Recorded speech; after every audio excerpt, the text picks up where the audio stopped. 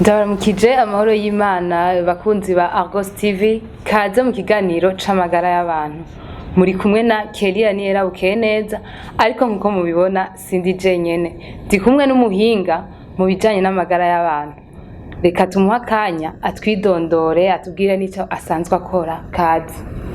Murakoze cyane jewe nitwa muganga Alphonse Nkunzimana nkaba nkora mu gisata cyo kurwanya umugera wa sida. Kumbure kubata itahura gose nuko akazi kacu ka misi yose ari uko tuja turarabira hamwe ingene twogwanya uwo mugera wa sida cyane cyane kuwutuza ko murazi yuko ari kiza kitugiramiye kandi gituma kumbure abamaze kuwandura umugera badaheza ngo biteze imbere mu gihe batoba bakiri bitabiriye neza impanuro n'inyigisho bahabwa n'abavuzi. Ego nkuko abatari bake biteze gutahura byinshi muri iki kiganiro mbega mwotubwira umugera wa sida niki? Umugera wa sida urahari kuva kera mugabo kumbure mu kurangura neza kugira abantu bawutahure no hava mvuga nti nagakoko kumbure gatera umubiri kagatuma umubiri utakaza ububasha n'inguvu zo kwigwanira. Rero ako gakoko nimba no kavuga uko nyene kuko mundi mubisanzwe bakita virus mugabo uwo kamaze gushika mu mubiri nta nguvu abagifise zo kwigwanira kugira ngo kumbure n'izindi ngwara zari zisanzwe ntizave zimuzahaza. Nkuko musanzwe muri ku kivi nibaza yuko nk'ibitigiri mu bironka byoroshe by'ababitura mbega mubona ibitigiri byo abingana nka gute ugereranije kuraba uko abo mwakira baba bangana ibitigiri byo abingana gute murafise nyene ibiharuro biboneka? Murakoze cyane kumbure ibitigiri turabifise kandi turabaronka ku bwinshi. Nashaka kumbure mu gutanga ibitigiri ndabigabure mu mici itatu. Ubwa mbere mbanze mvuge mbega umugera wa sida ugwiriye muri bande bigenda gute. Hari ikigwa cyabaye mu 2016 ushira 2017 twita enquête de sur prévalence. Twasanze umugera wa sida by'ukuri uno munsi muri rusangi urugero si runini cyane ku buryo nibice novuga ko ari ubusa nibice 9% muri rusangi. Muca mwumva yuko hari intambwe nini iri kwirategwa mu kurwanya umugera wa sida kuko murazi neza ko umugera wa sida uriho kuva mu myaka ya 80 gutyo. Ariko naho muri mwumva biruko urugero rw'umugera wa sida mu bantu ndavuze ko muri rusanga ari ubusa nibice 9 mugabo muri rusangi biratandukanye ku ntara. Kuko hariho intara biri hejuru cyane gusumba izindi. Aha twavuga nk'igisagara ca Bujumbura, twavuga nka Gitega, twavuga nka Kirundo n'izindi ntara bigenda birahindagurika rero mu ntara. Ikindi yundi mugwi biharuro nshobora kuvuga nuko naho biruko umugera wa sida uragwiriye cyane mu bantu b'igitsina gore gusumba igitsina gabo. Kumbura ivyo insiguro nyinshi zahava zigora kumbure gutahura cyane mugabo ico tumaze kubona nuko abo bantu iyo harakabakiye mu magara yabo baritura cyane amavuriro tugaheza tukabona ko vy'ukuri hariho ibibageramiye.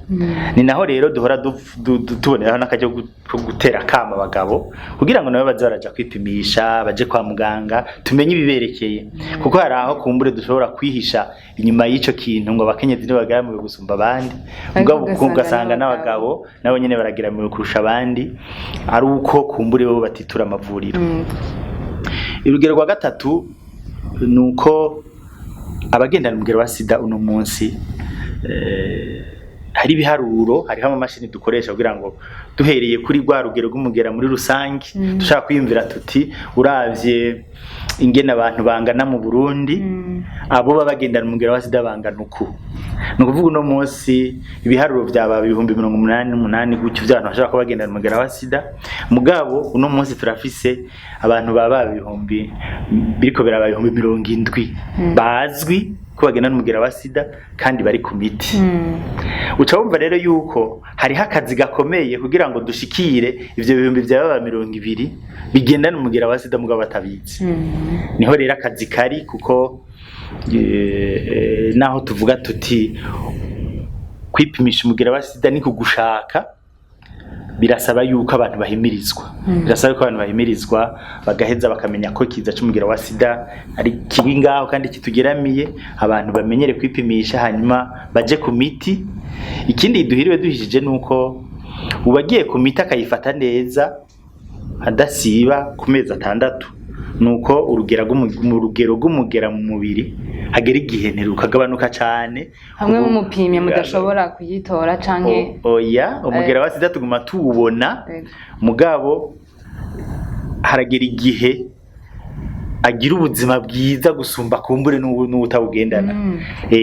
Mbere n'ivyigwa biraherutse kwerekana yuko umaze kugera ku rugero rw'uko uwo mugero utakikene cyo twita charge virale. Donc cyo twita charge virale novuga nti ni concentration mu mubiri w'umugera hariho urugero ugeze ko kumbure no kwanduza ubutacanduza. Rero no tugira tuti abantu bipimisha baje ku miti hama bayifate neza nkuko tubibigisha kugira ngo bashobore kugira ubuzima bwiza. Murabizi kero ugendana umugera wa sida yari magoyagi muhuye mwibarabara waramumenya usanga byinje usanga munsi ubushakashatsi bwarateye imbere ku buryo umuntu aja ku miti ugasanga afise akabiri keza gusumba n'ubutabugendana. Nuko rero jewe nibaza yuko kuvyereka ibiharuro novuga mugabo kandi naco ni ciza ko ndakimenyesha nuko naho biruko hariho imigwi y'abantu igeramiwe kushindi. Iyo migwi y'abantu ntitubideha kuko n'abantu babaho kandi mu kibano bahari nibajya bagore niba no bita abagore canke abafasi mugabo nibajya abantu novuga mu Kirundi bagendana n'abagabo benshi. No kuvuga bamwe twita mu mvugo kumbure atari ni Kirundi ngo nabamaraya. Bajya rero mu migwi yabo urugero rw'umugera ni runini ya cyane nk'incuro zaba 200 ugereranije n'urugero rw'umugera muri rusange. Hariho n'indi migwi y'abajya bagabo kumbure kubera imvo canke ziriya usanga bahoza ibitsina abagenzi babo. Kumbure niko mu Burundi si benshi mugabo bariho. Mugabo kandi muri bajya abantu urugero rw'umugera ni gwinshi cyane rurababa incuro 6 urugero rw'umugera muri rusange. Rero abo bantu rero biragoye no kubashikira murabizi kubashikira mugabo birasaba yuko kugira ngo dushobore by'ukuri gutuza umugera wa sida abantu dushobora kubasiga inyuma. Nico gituma rero duhimiriza umuntu wese muri rusange ko ari byiza ko abaho azi ingene umubiri uhagaze kubijanye n'umugera wa sida. Bega none ugerageje kuraba nko mu myaka yahera no mu myaka y'ubu turimo ubona ibiharuro bigabanuka canke kiretse yuko bamwe bagwara ntibanabimenye canke twe ntitubimenye mwebwe abaganga muba muri ku kivi ntimushobore kubimenya. Mbega ugerageje we kuraba ubona umugera wongerekana canke uragabanuka? Urakoze cyane kumbure rikamukwishura ikibazo ndacishire mu bitatu. Ubwa mbere ikintu ca mbere kumbure dushima nuko uno munsi nta bantu bagipfa ku bwinshi bahitanye n'umugera wa sida. Ico ni ikintu gikomeye gose, ikintu gikomeye gose kuko murabizi mu 2010 n'imbere yaho abantu barapfa ku bwinshi bahitanye n'umugera wa sida. Guhitana n'umugera wa sida no kuvuga inuvuga yuko umubiri waracika intege izindi ngwara zose gaziboneraho bagaca bitaba Imana. Uno munsi rero iyo ni intambwe ikomeye cyane kuko uno munsi urugero igitigiri c'abapfa kubera yuko bagendana umugera wa sida bigatuma umubiri wabo utakaza ingufu zo kwigwanira ni bake cyane. Ivyo vyatumwe nuko imiti yagiye, ubushakashatsi bwagiye buratera imbere, hakaboneka imiti ifise ikora neza kandi itagira n'ingaruka nyinshi, mugabo kandi iyo miti ikaba ari ku buntu. Hari imigambi myinshi ishigikiye, hari amashirahamwe menshi akishigikiye umugambi w'igihugu mu kurwanya umugera wa sida uheza wagiye urafasha kuva muri iyo myaka kugira ngo imiti iboneke kandi ku buntu. Nico gituma ngira nti abantu, umuntu wese ntiyotinya kuja kwipimisha, kuko bagisanga agendana umugera wa sida acaja ku muti, kandi n'umuti wo ku buntu. Ni imiti rero atari ingorane nyinshi zitera, kuko irakwiye hose mu mavuriro ari mu gihugu. Ikindi gira kabiri mu kwishura ico kibazo no kuraba mbega abantu bashasha bandura umugera wa sida bangana gute. Uno munsi twe nk'abantu babikurikirana ku munsi yego kumbure sinovuga ngo ivyo biharuro byaragabanutse cyangwa bitera byongerekana, mugabo bivana n'ingene abantu bahimirijwe. Bivana n'ingene abantu bahimirijwe baje kwa muganga kwipimisha, kuko baje kwipimisha ku bwinshi niho ushobora gutora benshi bawugendana.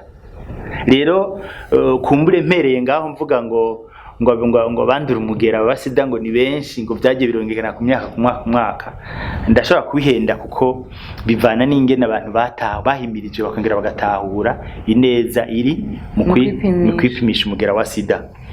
Niho rero ngira nti ahubwo abantu nibaze kwipimisha, natwe tugwize inguvu mu kubahimiriza no kubigisha kugira bitahure. Ico ndiko ndabona, ico turiko turabona no munsi nuko abantu babitahuye umugero uragabanuka, kuko kubitahura no kwipimisha buri mu buryo bwo kwikingira. Nuko kumbure nshobora kubivuga. Hanyuma ikindi cya gatatu, n'abantu by'ukuri kumbure bagira ubuzima bwiza bari ku miti. Bimwe twamye tuvuga ko urugero rw'umugera mu mubiri nago nyene rukagabanuka, kuko ufise abantu nk'igihumbi bari ku muti, hanyuma 950 ukabona ko by'ukuri bagize ubuzima bwiza, ibikorwa bikora uko biri. Ivyo byose ni ibintu beza bikaduha icizere ko ibikorwa turiko turakora biriko biragira ega. Ariko nubwo biruko, hariho nk'abantu usanga twakuriye nko mu kibano, ugasanga nko mu kibano uvuze umugera wa sida wumva umenga ni ikintu gikomeye cyane giteye ubwoba, we akavuga ati je sishobora kugenda kwipimisha. Mbega wotubwira akamaro ko kwipimisha kugira ngo tumenye amagara yacu? Mbese onatubwira ingene umuntu twomuhimiriza kugira ngo anyarukire kwa muganga kwipimisha akamenya uko ubuzima bwe bwifashe? Urakoze cyane. Mu kwikingira umugera wa sida, hari abantu benshi baca biyumvira ngo bavuze ngo twikingira umugera wa sida ngo kubera yuko yavuze yuko ngo birenga 98% ngo tuwandura mu guhuza ibitsina kumbure n'ugendana umugera wa sida. Yego nibwo buryo nyamukuru umugera ucamo mu kugira tuwandure, mugabo uburyo bwa mbere bwo kwikingira umugera wa sida no kwipimisha, ukamenya uti jewe ntawo ngendana. Umaze kumenya uti jewe umugera sinda ugendana, bituma umenya inyifato ugira mu kurwanya umugera wa sida cyangwa mu kuyirinda. Ibyo byose ntazi ko ndawugendana canke ntazi uko meze. Hari gihe bambwiye bati koresha agakingirizo mu mibonano mpuzabitsina, naja gutahura akamaro kabyo. Uburyo bwa mbere rero ni kwikingira, ni kwipimisha umugera wa sida. Uti rero ari abantu mu kibano batamenya ivyo ari byo, babona ko ari ikintu gikomeye cyane, kandi bivanye n'ingene bakuze. Ugasanga yabanye n'abantu bavuga ati umugera wa sida ntiwosaba no kutwegera. Umugera wa sida kumbure ivyo biriko birahera, kuko kera wasanga nk'ugendana umugera wa sida abantu bamwinuba ku buryo badashobora gusangira uburiri, basaba umwana ugasanga aciye yinuba se cyangwa umuhungu kitwa gutyo. Mugabo ivyo biriko birahera kubu twaratahuye ko ingwara ya sida ni ingwara nk'izindi, uyifise akaja ku miti akayifata neza arayirambana. Nico gituma rero duhimiriza abantu tuti ikintu ca mbere mu kwikingira umugera wa sida, ja kwa muganga hanyuma umenye ingene wifashe, umubiri wawe wifashe. Ugwaye ja ku muti, ubuzima bubandanye. Utagwaye ucumenya uti jewe inyifato nogira kugira ngo ngume nkomeye nizi. Ico ni ca mbere. Ica kabiri rero ni kumenya ingene umubiri wawe wifashe. Ugwaye ja ku muti, ubuzima bubandanye. Utagwaye ucumenya uti jewe inyifato nogira kugira ngo ngume nkomeye nizi. Ico ni ca mbere. Ica kabiri rero ni kumenya ingene umubiri wawe wifashe. Ugwaye ja ku muti, ubuzima bubandanye. Utagwaye ucumenya uti jewe inyifato nogira kugira ngo ngume nkomeye nizi. Ico ni ca mbere. Ica kabiri rero ni kumenya nukumenya ko ari ububazwa ubuzima bwawe. Ico ni ikintu gikomeye cyane. Abantu benshi barakunda kwigenza uko bagomba, bakibagira yuko ubuzima bwa muntu buraba umuntu nyene. Ico twita kire mu Gifaransa agira ati le responsable de sa santé c'est soi. Ico ni ikintu gikomeye cyane. Ivyo rero biratuma umenya ingene uzurigenza n'ingene uzuritwara. Ariko ko wagize uti hari n'abatinya, turamaze kubabona ubuhinga buguma butera imbere. Uno munsi hariho n'ubundi buryo bwinshi, buryo buri bwabonetse turiko turakoresha bwo kugira ngo kumbure n'ujya muntu atinya ko bamubona kwa muganga ko bagira iki, ashobore kwisuzuma wenyene ubwiwe mu kibano. Sinova mu kibano ubwo muhiriwe kwisuzuma ubwiwe. Ubwo buryo bukora akoresha ngaha mu Burundi kuva mu kwezi kwa gatandatu 2018, kandi bugitangura bwarafashije, butuma abantu batinyuka bakamenya bata kumbure kwa muganga bombona bugira iki, mugabo reka ndabikorere muhira, nisuzumire muhira. Ikiza cyako rero nuko wisuzumiye muhira, inyishu biguhaye zituma umenya ko woja kwa muganga cyangwa kareka. Kugira uje kwa muganga bemeze ko byukuri ugenda n'umugera wa sida, hanyuma utangura umuti.